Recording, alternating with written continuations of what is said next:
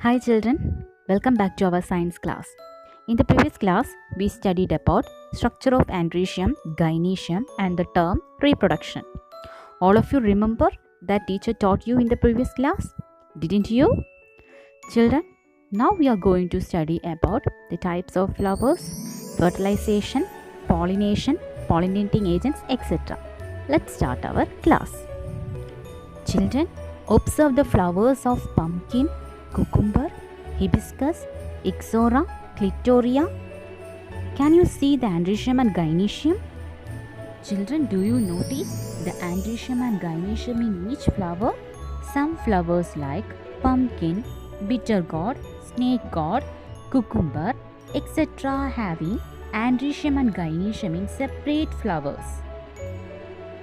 But in hibiscus, oleander, clitoria, the flowers having both andrecium and gynecium. Flowers having both andrecium and gynecium are called bisexual flowers. Flowers having andrecium and gynecium in separate flowers are called unisexual flowers. There is an activity for you. In the first box, the flowers having both andrecium and gynecium, that is the bisexual flowers, and in the second box, the andrecium and gynecium in separate flowers are unisexual flowers. You write the examples of bisexual flowers and unisexual flowers. Next is the male flowers and female flowers. The flowers that have only andrecium are male flowers, and the flowers that have only gynecium are female flowers. Example: pumpkin, cucumber, bitter gourd, snake gourd, ash gourd, coconut and arecanut are the examples of male and female flowers. Next we have to study about male and female plant. The male plant has only male flowers and the female plant has only female flowers. The example: gamboge, fan palm, nutmeg, papaya. In these plants, the male plant has only male flowers and female plant has only female flowers. Children, have you ever thought how seeds are formed in flowers? There are certain processes behind this. The male gamete is seen in the anther and the female gamete is seen in the ovule. Children, do you know what is pollination?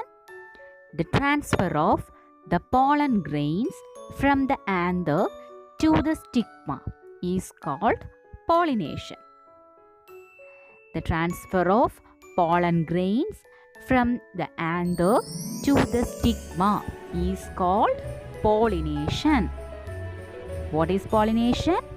The transfer of the pollen grains from the anther to the stigma is called pollination.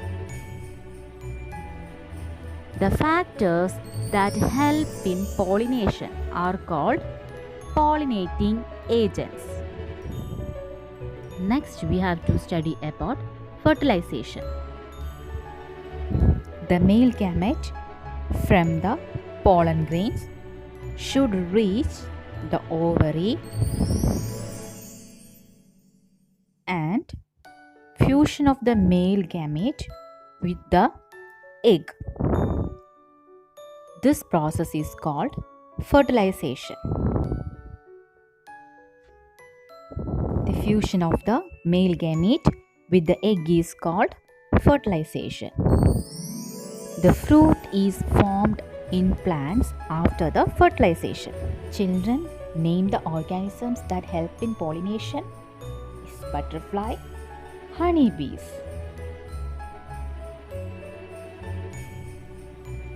What are the peculiarities seen in flowers to attract pollinating agents? Color, honey. Children, have you ever experienced the foul smell of the elephant yam flowers? In the elephant yam and taro, the pollination is done by flies. The foul odor is to attract the flies. The foul odor means the bad smell. Children, notice the peculiarities of these flowers. The Musanda, Lantana, Bougainvillea. The small flowers like lantana are grow as inflorescence. Inflorescence means group of flowers. And in Musanda and Bougainvillea, the surrounding leaves are appear like flowers and attracting colors. This is because for attract the pollinating agents like insects. In paddy, wheat, maize, the pollination occur through wind because they have special features. The special features are they have a large number of pollen grains and their pollen grains are lighter in weight. The pollinating agent in pepper plant is water or dew drops. Do you know in which season does pollination occur in the pepper plant? Yes, in winter season. There is a second activity for you. Notice the features of a few flowers. Which pollinating agent among those given below matches the features? Children, let's conclude our today's topic.